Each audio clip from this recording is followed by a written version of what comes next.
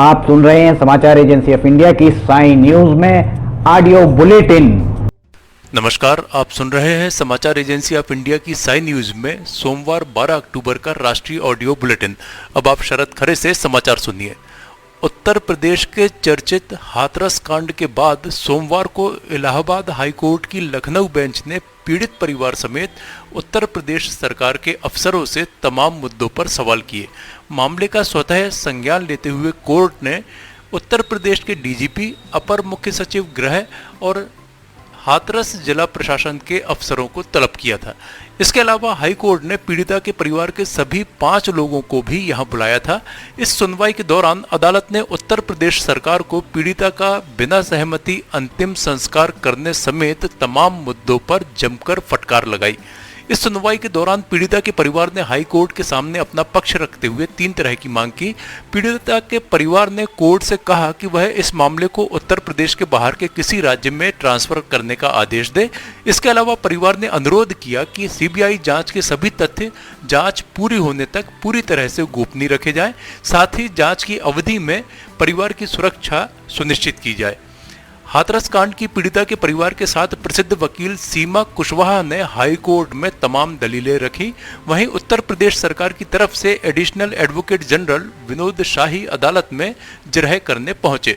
सुनवाई के दौरान अदालत ने उत्तर प्रदेश के डीजीपी, अपर मुख्य सचिव, हाथरस के डीएम और एसपी से सवाल पूछे। इसके अलावा पीड़िता के परिवार का बयान भी दर्ज कराया गया। अदालत में उत्तर प्रदेश सरकार ने अपना पक्ष रखते हुए 2 नवंबर तक समय देने की मांग की। विश्व बैंक की एक रिपोर्ट के अनुसार कोविड-19 के चलते लंबे समय तक शालाएं बंद रहने से भारत को 40 अरब अमेरिकी डॉलर से अधिक का नुकसान हो सकता है। इसके अलावा पढ़ाई को होने वाला नुकसान अलग है। रिपोर्ट में कहा गया है कि मौजूदा हालात में दक्षिण एशियाई क्षेत्र में शालाओं के बंद रहने से 62 अरब 20 करोड़ अमेरिकी डॉलर का नुकसान हो सकता है। यदि हालात और अधिक निराशाजनक रहे तो यह नुकसान 88 अरब अमेरिकी डॉलर तक पहुंच सकता है। रिपोर्ट में कहा गया है कि इस क्षेत्र में अधिक नुकसान भारत को ही उठाना पड़ सकता है। सभी देशों को अपने सकल घरेलू उत्पाद जीडीपी का अच्छा खासा हिस्सा खोना पड़ेगा।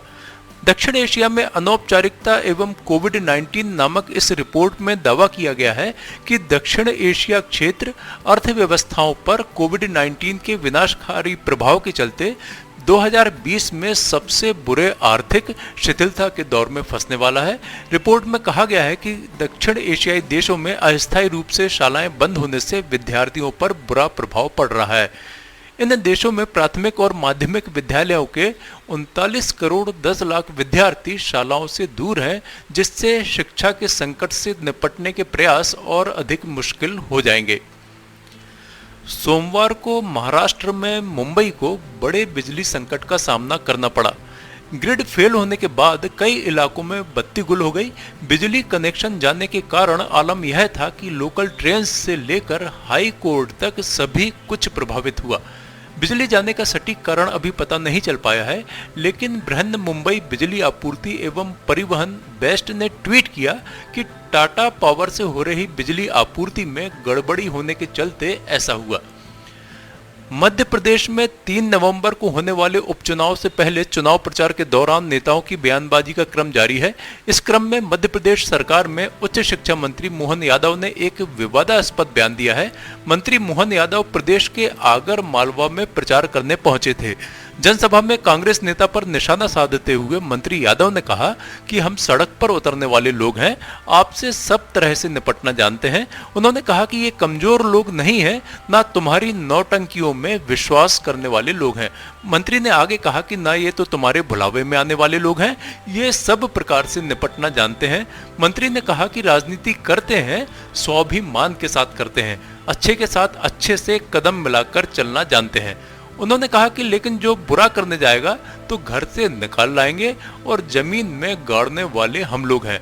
हम भारतीय जनता पार्टी के लोग हैं, मामूली बात नहीं है। मंत्री की इस बात पर भीड़ तालियां पीटकर उनका अभिवादन करती है।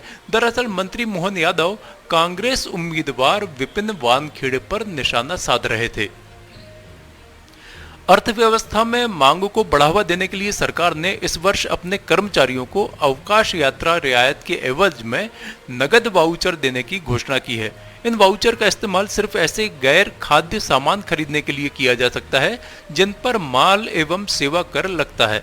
वित्त मंत्री निर्मला सीतारमण ने कहा कि कर्मचारी उन वाउचर का इस्तेमाल ऐसे उत्पाद खरीदने के लिए कर सकते हैं जिन पर जीएसटी की दर 12% या अधिक है।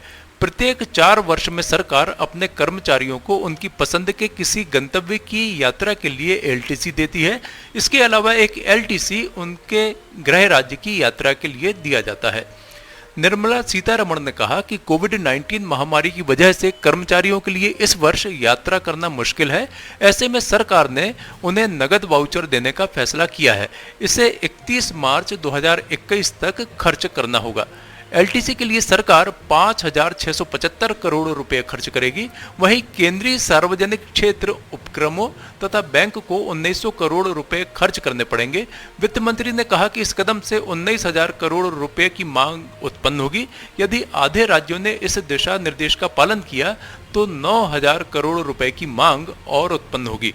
समाचारों के बीच में हम आपको यह जानकारी भी दे दें कि मौसम के अपडेट जानने के लिए समाचार एजेंसी ऑफ इंडिया के चैनल पर प्रतिदिन अपलोड होने वाले वीडियो अवश्य देखें।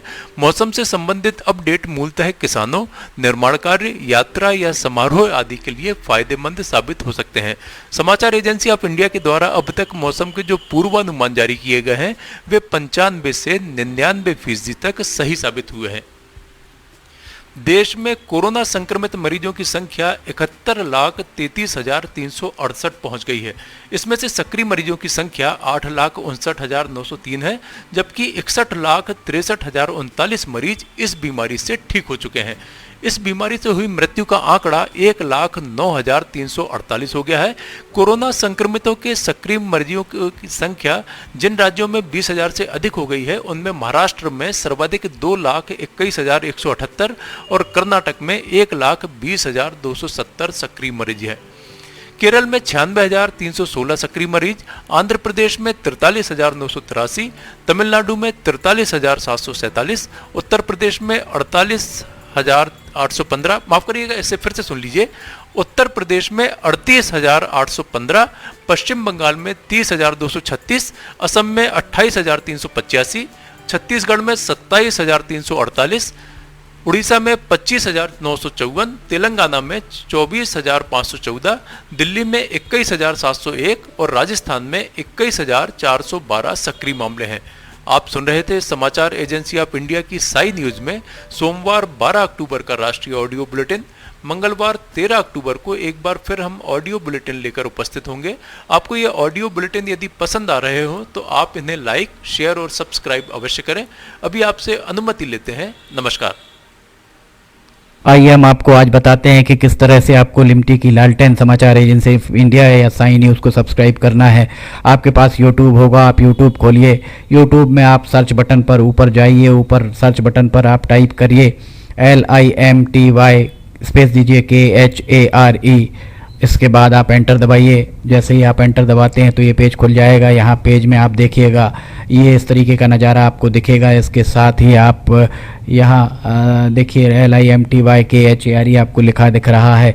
इसके बाजू में आप राइट साइड में देखिएगा यहाँ सब्सक्राइब बटन दिख रहा है। ये सब्सक्राइब बटन अभी लाल रंग का दिख रहा है। सब्सक्राइब बटन को आपको क्लिक करना है। जैसे ही आप ये सब्सक्राइब बटन को क्लिक करेंगे आप देखिए इसका रंग लाल नहीं रह जाएगा। ये आपने सब्सक्राइब की जगह सब्सक्राइब्ड लिखा आ गया, आपने इसको सब्सक्राइब कर लिया है, पर अभी आपका काम पूरा नहीं हुआ है। अभी आपको इसके बाजू में आप देखिए एक घंटी का बटन आपको दिख रहा है। ये घंटी का बटन आपको दिख रहा है। ये घंटी का बटन आप इसको अगर घंटी के बटन को प्रेस करेंगे तो 3 ऑप्शन आते हैं, ऑल, पर्सनलाइज्ड और नन। तो इसमें आपको ऑल बटन को पुश करना है। आप जैसे ही आप देखिएगा ये ऑल बटन पुश करते हैं, ये हाईलाइटेड हो जाती है घंटी। इसके बाद जितने भी समाचार एजेंसी ऑफ इंडिया पर वीडियोस डलेंगे सारे के सारे वीडियोस आपको तुरंत दिख जाएंगे, देखने को मिल जाएंगे। ये हम आपको जो दिखा रहे हैं किस तरीके से आपको समाचार एजेंसी ऑफ इंडिया को की चैनल को सब्सक्राइब करना है। ये पर्सनलाइज्ड और उसके बाद सब्सक्राइब बटन दबाइए। लाल के बाद वो लाल रंग नहीं